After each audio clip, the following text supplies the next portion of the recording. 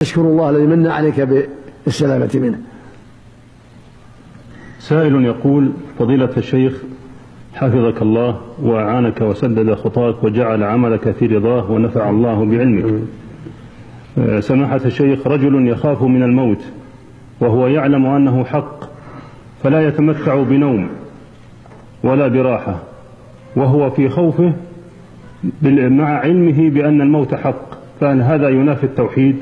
وما هو العمل مع هذا الذي أمرضه وزاد عليه في المتاعب أحيانا كثيرة؟ ذكر الموت مطلوب، ذكر الموت الرسول قال: أكثر ذكر هذه الموت، ذكر هذه من لذات الموت، فذكر الموت مما يعين على الإعداد، لكن لا يجوز العبد أن يشغله ذلك عن طاعة ربه أو يوجب له القلق، ولكن يوجب له الحذر والاستقامة ومبادرة الخيرات والحذر من السيئات والتوبة إلى الله جل وعلا. الموت حق، كل نفس ذائقة الموت، وهو يهجم عليك وأنت لا تدري، فالواجب الإعداد لهذا الموت. كل نفس ذائقة الموت وإنما توفون أجوركم يوم القيامة. فالواجب على كل مؤمن وعلى كل مؤمنة الحذر من الغفلة، وأن يكثر ذكر هذه من لذات الموت، وأن يكون على باله حتى يعد العدة، حتى يجتهد في طاعة ربه، حتى يحذر المعاصي، حتى يستقيم على طاعة ربه، حتى يقف عند الحدود.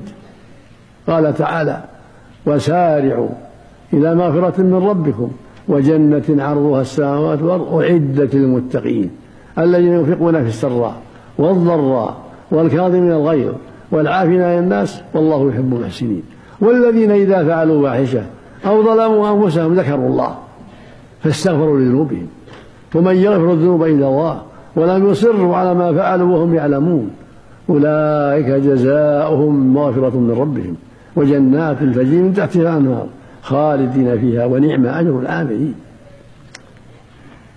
وقال تعالى: إن الذين هم من خشية ربهم مشفقون والذين هم بآيات ربهم يؤمنون والذين هم بربهم لا يشركون والذين يؤتون ما آتوا وقلوبهم وجلة، يعني خائفة أنهم إلى ربهم راجعون أولئك يسارعون في الخيرات وهم لها سابقون.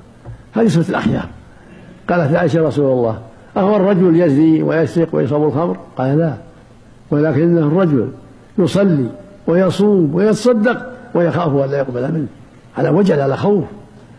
وقال تعالى: ولمن خاف مقام ربه جنتان.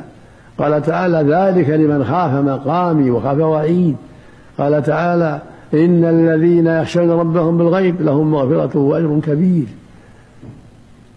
فالواجب على كل مؤمن أن يخاف الله ويخشاه وأن يراقبه، وأن تكون هذه الخشية معينة له على طاعة ربه وعلى ترك محارمه، لا تكون مسئلة له عن طاعة الله، لا، يستعين بها على طاعة الله، يكون خوفا حقيقي، يخاف يعمل، مو بيخاف يجلس يبكي، لا، يخاف يعمل، يؤدي طاعة الله، يجتنب معاصي الله، يطلب الرزق الحلال، يبتعد عن الحرام، ينصح إخوانه، يأمر بالمعروف، ينهى عن المنكر. هكذا المؤمن مع الخوف يعمل، يجتهد في طاعة ربه، في كسب الحلال، في فعل المعروف، في ترك ما نهى الله عنه، إلى غير هذا من وجوه الخير، وهو بعد ذلك خائف وجل مشفق لا يأمن. قال تعالى: الذين آمنوا ولم يلبسوا إيمانهم بظلم أولئك لهم الأمن وهم مهتدون. العبد متى آمن بالله وصدق في إيمانه وابتعد عن الشرك وسائر المعاصي وعده الله بالأمن التام والهداية التامة سبحانه وتعالى.